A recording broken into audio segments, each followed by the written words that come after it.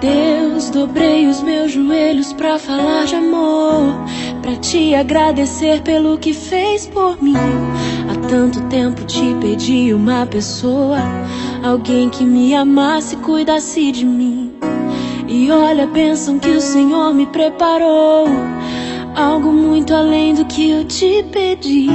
Eu sei que o Senhor tem sempre o melhor, quando oramos e pedimos esperando em Ti.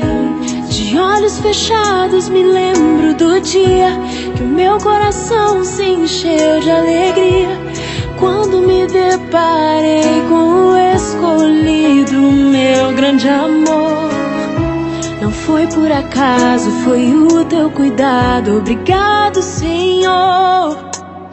Hoje é real aquele sonho meu. Hoje sou feliz e te agradeço, Deus, por ter encontrado alguém que me faz bem, e pelo Teu cuidado que nos mantém. Valeu a pena cada oração que fiz, do Teu amor divino sou eterno aprendiz. Agora finalizo a minha oração, mais uma vez obrigado por cuidar do meu coração. Deus, dobrei os meus joelhos pra falar de amor, pra te agradecer pelo que fez por mim. Há tanto tempo te pedi uma pessoa, alguém que me amasse e cuidasse de mim.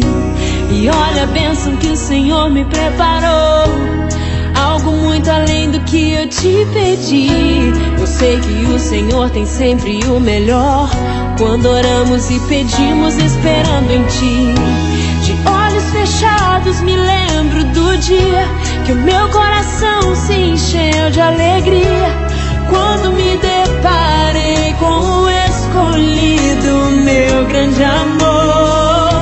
Não foi por acaso, foi o Teu cuidado. Obrigado, Senhor.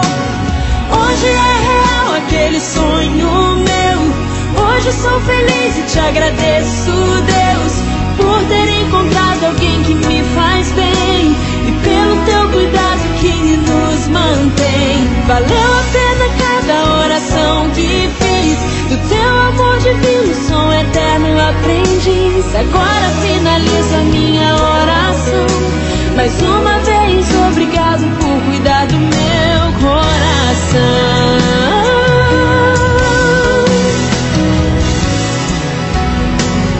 Hoje é real aquele sonho meu.